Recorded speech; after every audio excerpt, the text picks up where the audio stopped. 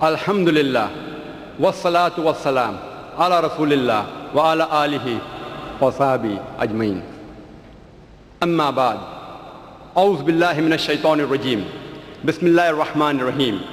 উতলু মা উহিয়া ইলাইকা মিনাল কিতাবি ওয়া আকিমিস সালাতা ইন্না সালাতা তানহা আনিল ফাহশাই ওয়াল মুনকার। বিসমিল্লাহির রহমানির রহিম। রব্বি ইশরাহ লি সাদরি ওয়া ইয়াসসির লি আমরি ওয়াহলুল উকদাতাম মিন লিসানি ইয়াফকাহু কাওলি। শ্রদ্ধেয় গুরুজনেরা এবং আমার প্রিয় ভাই বোনেরা, আপনাদের স্বাগত জানাই ইসলামিক সম্ভাষণে। আসসালামু আলাইকুম ওয়া রাহমাতুল্লাহি ওয়া বারাকাতুহু। আল্লাহ তাআলার শান্তি, দয়া আর রহমত আপনাদের সবার উপরে বর্ষিত হোক। আজকের এই লেকচারের টপিক হলো সালাহ, ন্যায়পরায়ণতার প্রোগ্রামিং। বেশিরভাগ মানুষ সালাহ শব্দটাকে বাংলা ভাষায় অনুবাদ করে যে প্রার্থনা। এই প্রার্থনার শব্দটা আরবি সালাহ শব্দটাকে পুরোপুরি প্রকাশ করতে পারে না। প্রার্থনা করা মানে হচ্ছে অনুরোধ করা, বিনীতভাবে কিছু চাওয়া। যেমন আদালতে গেলে আপনি সেখানে প্রার্থনা করবেন।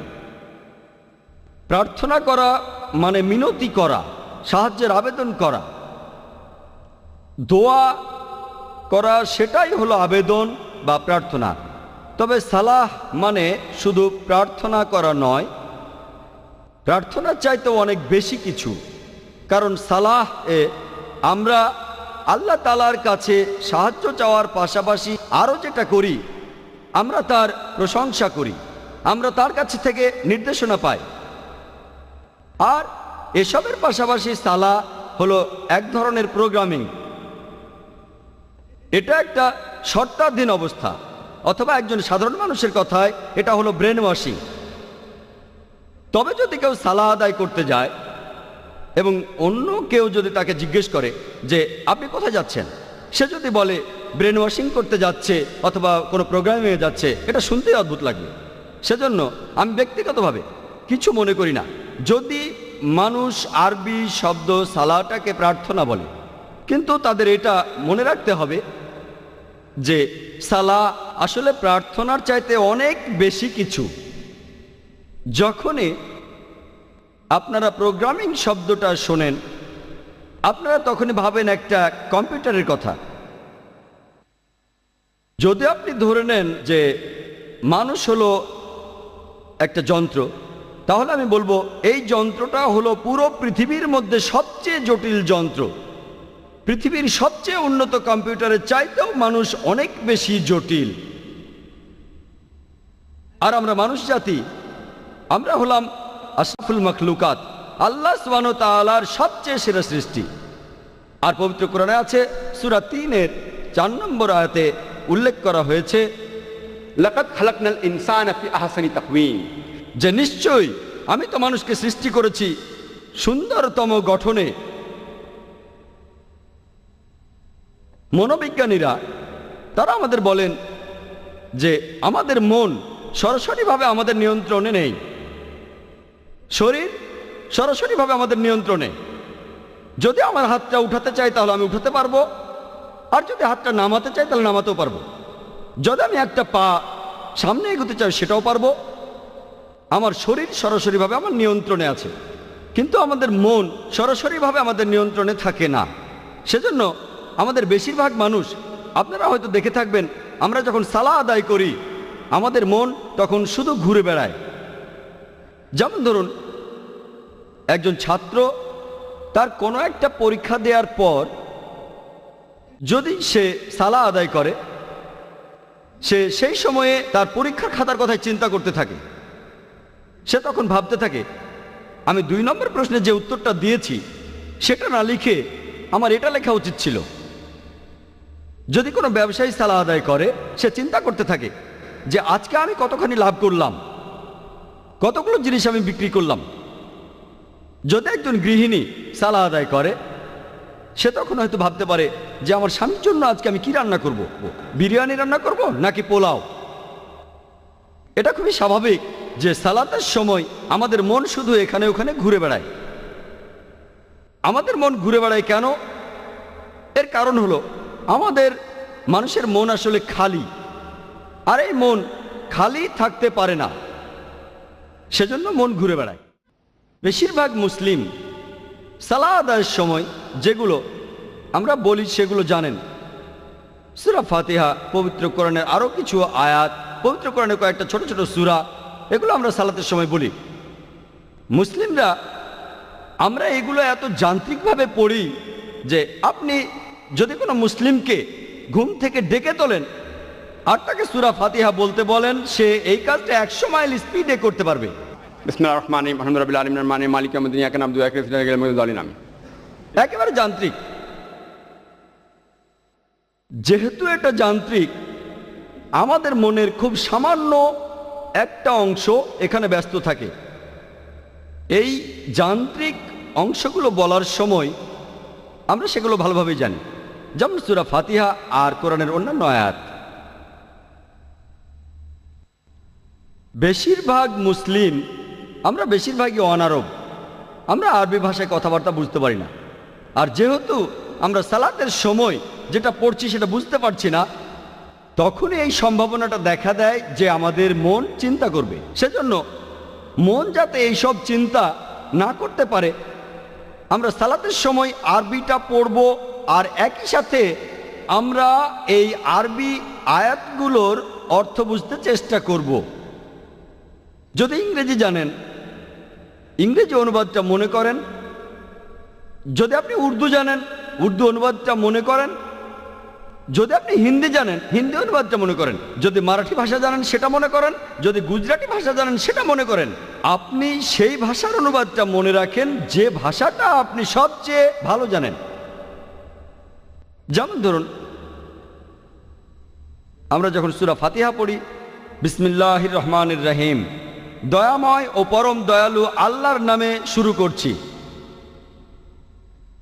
আলহামদুলিল্লাহি রাব্বিল আলামিন, সকল প্রশংসা জগৎসমূহের মালিক আল্লাহর। আর রহমান রহিম, যিনি দয়াময় এবং পরম দয়ালু।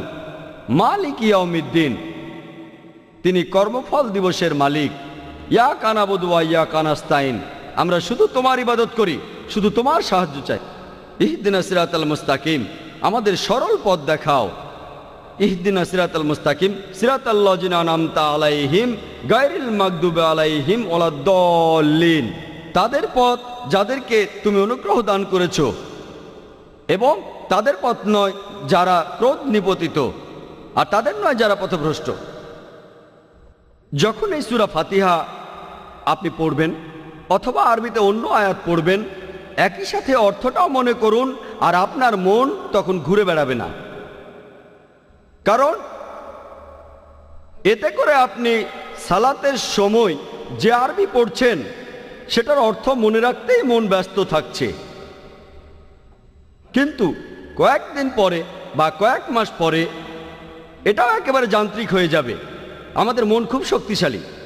আপনি আরবিটা পড়বেন আর অর্থটা মনে করবেন, কারণ আমাদের মন খুবই শক্তিশালী। এখানেও সম্ভাবনা থাকে যে মন অন্য চিন্তা করবে, কিন্তু সম্ভাবনাটা কম, কারণ মনের খুব ছোট্ট একটা অংশ আরবি পড়ায় ব্যস্ত থাকবে। আর আপনার মনের যে বাকি অংশটা তখন অর্থ মনে করবে। অন্য চিন্তা করার সম্ভাবনা কম, তারপরও মন চিন্তা করতে পারে। মনের এই চিন্তা দূর করার জন্য আপনি আরবিতে আয়াতগুলো পড়বেন আর সেগুলোর অর্থ মনে করবেন। এছাড়াও আপনি মনোযোগ দেবেন যে আয়াতগুলো পড়ছেন আর তার অর্থ মনে করছেন। একজন মানুষ দুটো জিনিসের উপরে 100% মনোযোগ দিতে পারে না। দুটো জিনিসের উপর 50% মনোযোগ দেওয়া যায়, বা 80% 20%, কিন্তু 100% দুটো আলাদা জিনিসের উপরে কেউ মনোযোগ দিতে পারে না। তাহলে যত বেশি মনোযোগ দেবেন আপনার মন ততখানি কম ঘোরাঘুরি করবে। মনের এই ঘোরাঘুরি বন্ধ করতে আমরা আরবি আয়াতগুলো পড়ব, আয়াতের অর্থ বুঝব, আর সেই অর্থের উপর মনোযোগ দেব। তাহলে ইনশাআল্লাহ আমাদের মন ঘোরাঘুরি করবে না। আমার লেকচারের শুরুতে পবিত্র কোরআনের একটি আয়াত বলেছিলাম। সূরা আনকাবুতের 45 নম্বর আয়াতে উল্লেখ করা হয়েছে, বলা হয়েছে, উতলু মা উহিয়া ইলাইকা মিনাল কিতাবি ওয়া আকিমিস সালাতা ইন্নাস সালাতা তানহা আনিল ফাহশাই ওয়াল মুনকার। এর অর্থ আবৃত্তি করো সেই কিতাব হতে যেটা তোমার প্রতি প্রত্যাদেশ করা হয়, এবং নিয়মিত সালাত কায়েম করো, কারণ অবশ্যই সালাত তোমাদের অশ্লীল ও মন্দ কাজ হতে বিরত রাখে। পবিত্রকরণ বলছে যে সালা আপনাকে অশ্লীল ও মন্দ কাজ থেকে বিরত রাখে। আমি আগেও বলেছি, সালা হলো এক ধরনের প্রোগ্রামিং। এই প্রোগ্রামিংটা হলো ন্যায়নিষ্ঠার জন্য। আর আমরা মুসলিমরা দিনে 5 বার সালাতের মাধ্যমে প্রোগ্রামড হই। আমরা আল্লাহর কাছে এ সময় নির্দেশনা চাই, ইহদিনা সিরাতাল মুস্তাকিম, আমাদের সরল পথ দেখাও। আর আল্লাহ সুবহানাহু ওয়া তাআলা এর উত্তর দেন। তিনি আমাদের ন্যায়পরায়ণতার পথে প্রোগ্রাম করেন। যেমন ধরুন, কোন ইমাম সূরা ফাতিহার পরে তিনি পড়তে পারেন সূরা মাইদার 90 নম্বর আয়াত। সেখানে বলা হয়েছে, ইয়া আইয়ুহাল্লাযীনা আমানু, হে মুমিনগণ, ইন্নামাল খামরু ওয়াল মাইসিরু, নিশ্চয়ই মদ এবং জুয়া ঘৃণ্য বস্তু, ওয়াল আনসাব ওয়াল আজলাম, মূর্তি পূজার বেদী এবং ভাগ্য নির্ণয়ক স্বর, রিজসুম মিন আমালি শাইতান, এগুলো সব শয়তানের কাজ। ফাজতানিবু লাআল্লাকুম তুফলিহুন, তোমরা এগুলো বর্জন করো যাতে সফল কাম হতে পারো। এখানে সালাতে আমাদের প্রোগ্রামিং করা হচ্ছে যে আমাদের বাদ দিতে হবে মদ পান করা, জুয়া খেলা, বিভিন্ন মূর্তির পূজা, ভাগ্য গণনা করা, কারণ এগুলো সব শয়তানের কাজ। ইমাম সূরা ফাতিহার পরে পড়তে পারেন সূরা মাইদার 3 নম্বর আয়াত। সেখানে উল্লেখ করা হয়েছে, হুররিমাত আলাইকুমুল মাইতুতু ওয়াদ-দামু ওয়া লাহমুল খিনজির ওয়া মা উহিল্লা লিগাইরিল্লাহ বিহি, তোমাদের জন্য যেসব হারাম করা হয়েছে, মৃত পশু, রক্ত, শূকরের মাংস খাওয়া, এবং যে পশু জবাই করার সময় আল্লাহ ছাড়া অন্য কারো নাম নেওয়া হয়েছে। এখানে সালাতের মধ্যে আমাদের প্রোগ্রামিং হচ্ছে আমাদের এই খাবারগুলো খাওয়া উচিত না। এই হারাম খাবারগুলো হলো মৃত জন্তু, রক্ত, শূকরের মাংস খাওয়া, এবং যে পশু জবাই করার সময় আল্লাহ ছাড়া অন্য কারো নাম নেওয়া হয়েছে। আমাদের প্রোগ্রামিং হচ্ছে ন্যায়পরায়ণতার পথে। ইমাম সূরা ফাতিহার পরে তিনি পড়তে পারেন সূরা ইসরার 23 নম্বর ও 24 নম্বর আয়াত। সেখানে বলা হয়েছে যে আল্লাহ সুবহানাহু ওয়া তাআলা তোমাদের নির্দেশ দিয়েছেন তোমরা শুধু তার ইবাদত করো এবং পিতামাতার সহিত সদ্ব্যবহার করো। যদি তাদের একজন অথবা দুজনেই বার্ধক্যে উপনীত হয়, তাদের কোনো রকম ধমক দিও না, এমনকি উফ শব্দটাও বলো না, বরং তাদের সাথে সম্মান করে কথা বলো এবং মমতা দিয়ে তাদের সাথে ব্যবহার করো। আর আল্লাহর কাছে প্রার্থনা করো, তাদের প্রতি দয়া করো, যেভাবে তারা শৈশবে আমাকে লালন করেছেন। আমরা প্রোগ্রামিং হচ্ছি যে বাবা মায়ের সাথে ভালো ব্যবহার করতে হবে। আর যদি তাদের কেউ একজন অথবা দুজনেই বৃদ্ধ হয়ে যায়, তবুও আপনি তাদেরকে উফ শব্দটা বলতে পারবেন না। সালাতের মধ্যে আমাদের প্রোগ্রামিং হচ্ছে। কম্পিউটারে সাধারণত প্রোগ্রাম করার দরকার হয় মাত্র একবার, কিন্তু যেহেতু মানুষের মনের একটা নিজস্ব ইচ্ছা রয়েছে যেটা কম্পিউটারের নেই, আমাদের মানুষের প্রোগ্রাম হওয়ার প্রয়োজন প্রত্যেক দিন। কারণ আমরা আমাদের চারপাশে প্রত্যেক দিন অনেক খারাপ কাজ দেখি।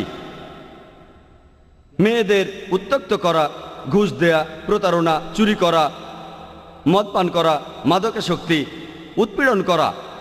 সম্ভাবনা খুব বেশি থাকে যে আমাদের প্রোগ্রামিংটা নষ্ট হয়ে যেতে পারে।